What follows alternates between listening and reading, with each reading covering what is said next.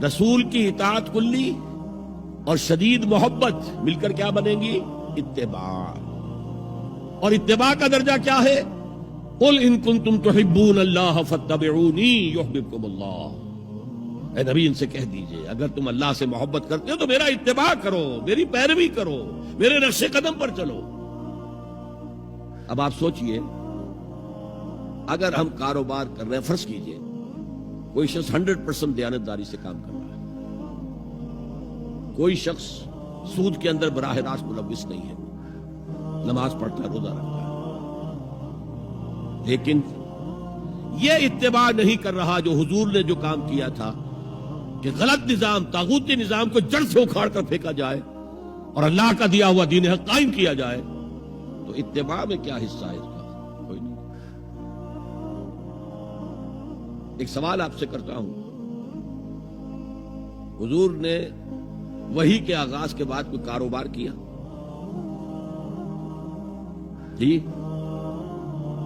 آپ پہلے بہت اچھے تاجر تھے، بہت کامیاب تاجر تھے، اس وقت کا ایکسپورٹ امپورٹ، قافلہ لے کر جا رہے ہیں شام، قافلہ واپس لے کر آ رہے ہیں، لیکن جیسے ہی وحی آ گئی، یا ایھا المدثر قم فانذر وربک فکبر، اے لحاف میں لپٹ کر لیٹنے والے اب کھڑے ہو جاؤ، کمر کس لو، گرڈ اپ یور لائنز، اپنے مشن کا آغاز کرو. اس کا آغاز کیا ہے؟ انذار، خبردار کرو انہیں کہ زندگی یہی زندگی نہیں ہے، اصل زندگی آخرت کی زندگی ہے، اور قیامت کے دن تمہیں حساب جو ہے اپنا پیش کرنا ہوگا، جواب دہی کرنی ہوگی.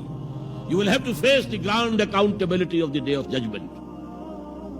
یہ انذار سے بات شروع کرو، وَرَبَّكَ فَكَبِّرْ، اور جو ہدف ہے مقصود کیا؟ اللہ کو بڑا کرو، یعنی اس کی بڑائی نافذ کرو. پارلیمنٹ میں بھی اس کا حرف آخری ہو، لِتَكُونَ كَلِمَةُ اللَّهِ هِيَ الْعُلْيَا، تاکہ اللہ کا کلمہ سب سے اونچا ہو جائے. یہ نہیں کہ صاحب ہمارے تو 60% لوگوں نے یہ رائے دے دی، بس اب ہم نہیں جانتے کہ قرآن میں کیا ہے یا کسی اور آسمانی ہدایت میں کیا ہے، تورات میں کیا ہے، انجیل میں کیا، ہم نہیں جانتے. اگر ہم اس کے خلاف جد و جہد نہیں کرتے تو اتباع میں کوئی حصہ نہیں. جو اطاعت تھوڑی بہت ہم کر رہے ہیں وہ بھی جزوی ہے، کلی نہیں ہے.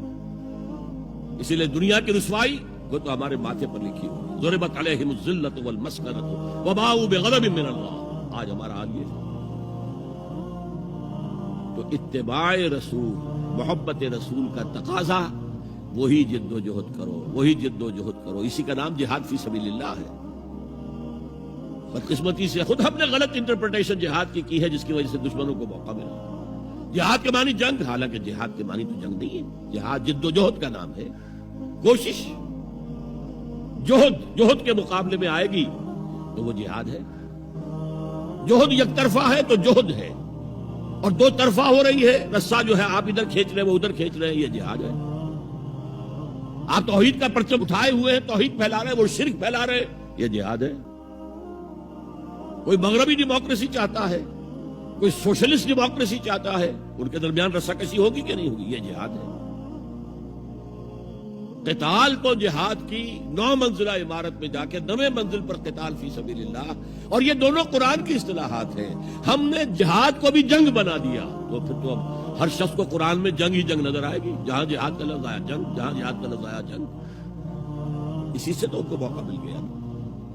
اے نبی آپ ان کافروں کی باتیں نہ سنیں، نہ ان کے باتوں میں آئیں، چاہے وہ صاف انکار کر رہے ہیں اور چاہے وہ کوئی مصالحت چاہتے ہیں کہ محمد کچھ نرمی دکھاؤ، کچھ ہماری مانو، کچھ اپنی منوا لو. یہ تم نے جو کل پیدا کر دی ہے، گھر گھر لڑائی ہو رہی ہے، اولاد ماں باپ سے جدا ہو گئی، بہن بھائی سے جدا ہو گیا، شوہر بیوی سے جدا، بیوی شوہر سے جدا. جو کہتے ہیں کہ a house divided amongst itself can not stand, ہمارا تو تم نے قبائلی جو ہمارا روب تھا وہ ختم کر دیا دنیا میں. لہذا ایسا کرو، کچھ مصالحت کرو، کچھ اپنی منوا لو، کچھ ہماری مانو. قرآن نے کہا وَدُّوا لَوْ تُدْهِنُ فَيُدْهِنُونَ فَلَا تُطِعِ الْمُكَذِّبِينَ. ان کی بات نہ سنیے. تو جہاد تھا جو ہو رہا تھا، جس کے لیے میں نے رات تقریر کی ہے، جہاد بالقرآن. فَلَا تُطِعِ الْكَافِرِينَ وَجَاهِدْهُمْ بِهِ جِهَادًا كَبِيرًا. یہ سورہ الفرقان کی آیت ہے نمبر 52. اور شروع کیسے ہوتی ہے سورہ الفرقان؟ تبارک الذی نزل الفرقان علی عبدہ لیکون للعالمین نذیرا. بڑی بابرکت ہے وہ ذات جس نے اپنے بندے محمد پر صلی اللہ علیہ وسلم یہ الفرقان نازل کر دیا تاکہ تمام جہان والوں کو خبردار کر دے. انذار، اور وہ پوری نوع انسانی کے لیے انذار. اسی میں آگے آتا ہے اسی صورت میں فلا تطع الکافرین، اے نبی آپ ان کافروں کی باتیں نہ مانیں، نہ سنیں، نہ توجہ دیں. وجاہدہم بہ، اس قرآن کے ذریعے سے جہاد کیجئے. 12 برس مکے میں قرآن کے ذریعے سے جہاد ہوا ہے. تلوار تو نہیں اٹھی، الٹا حکم یہ تھا کہ چاہے تمہارے ٹکڑے کر دیں، چاہے تمہیں آگ میں جلا دیں. You don't have to raise hands even in self defense. کفو ایدیکم، اپنے ہاتھ بندھے رکھو، روکے رکھو، کوئی جوابی کارروائی نہیں. 12 برس. This was the order of the day. یہ جہاد بالقرآن، اس جہاد بالقرآن کے ذریعے سے لوگوں کو کھینچا گیا.